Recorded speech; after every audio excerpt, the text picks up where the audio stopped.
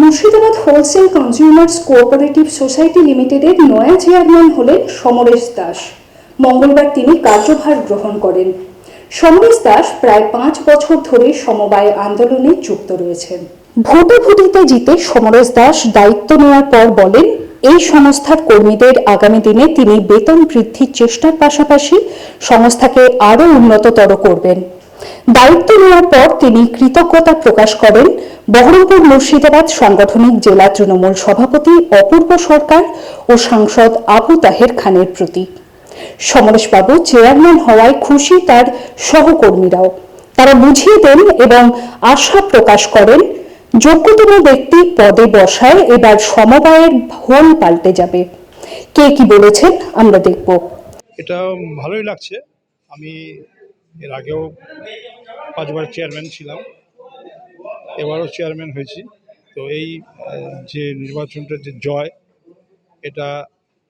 সেটা হচ্ছে আমার প্রিয় নেত্রী মমতা ব্যানার্জির জয়, তার আশীর্বাদ, এবং সেই সঙ্গে আমাদের জেলা সভাপতি অপূর্ব সরকার, আমার এমপি আবু তাহের মহাশয়, অশোক দাস থেকে শুরু করে সুভদ্রা, তৃণমূলের প্রত্যেকটা মানুষ এই নির্বাচনে সহযোগিতা করেছে।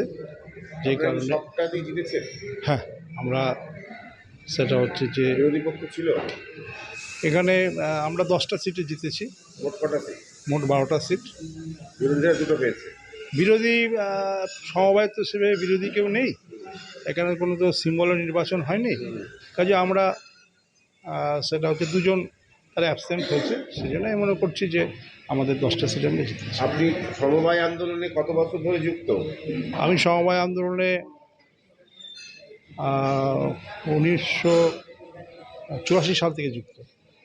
এবারে কি করবেন? এই যে নতুন দায়িত্ব পেলেন, এই সমবায়কে সাজানোর জন্য নতুন কি ভাবনা চিন্তা করছেন? আমার প্রথম যেটা কর্তব্য সেটা হচ্ছে যে এখানে সমবায়িকার কর্মচারীদের বেতন অত্যন্ত কম।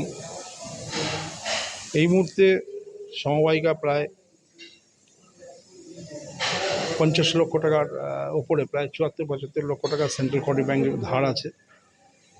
চেষ্টা করব যে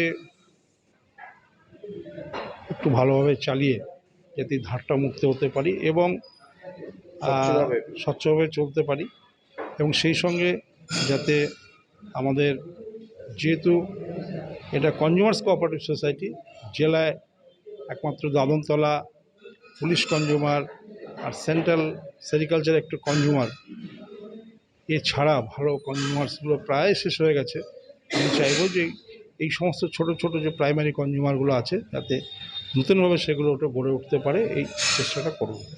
এর আগেও সৌরভবাবু পেয়েছিলাম, ডিউটি ছিলাম, এবারে ভাইস চেয়ারম্যান হিসেবে সৌরভবাবুর সঙ্গেই ওনাকে সমস্ত রকমভাবে সহযোগিতা করে সর্বাঙ্গীন যাতে সমবায়কে উন্নতি করতে পারি সে প্রচেষ্টা আমরা থাকবে। আমরা এই সমবায়ের সঙ্গে প্রতিনিয়ত যোগাযোগ সম্পর্ক আমাদের আছে। আমরা দেখেছি যে এর আগে সমরেশ দাস দীর্ঘদিন এই সমবায়ের চেয়ারম্যান ছিলেন এবং সমবায়কে কিভাবে উন্নতি করা যায়, সমবায়ের সমস্ত দিক, কর্মচারী স্বার্থ, এই বিষয়গুলো কিন্তু সমরেশ দাস থাকাকালীন যথেষ্ট ডেভেলপমেন্ট ছিল এই সমবায়ের। মাঝে ভোট না হওয়ার ফলে দীর্ঘদিন এই সমবায়টা বন্ধ থাকাতে আপনার অনেক ক্ষেত্রে ব্যাহত হয়েছে কাজকর্ম, ডেভেলপমেন্ট। আমাদের আশা, সমরেশ দাস খুব যোগ্য মানুষ এবং তিনি যেহেতু এই সমবায়কে দীর্ঘদিন ধরে চেনেন, ফলে সার্বিক যে ডেভেলপমেন্ট, উন্নয়ন অন্তত তার নেতৃত্বে এই সমবায় আবার জীবিত হবে, উন্নতির জায়গায় যাবে, এই আশা ভরসা আমরা থাকছি। বহরমপুর থেকে ক্যামেরায় নসিব মোহাম্মদের সঙ্গে রাজীব ঘোষের রিপোর্ট, সবসময়।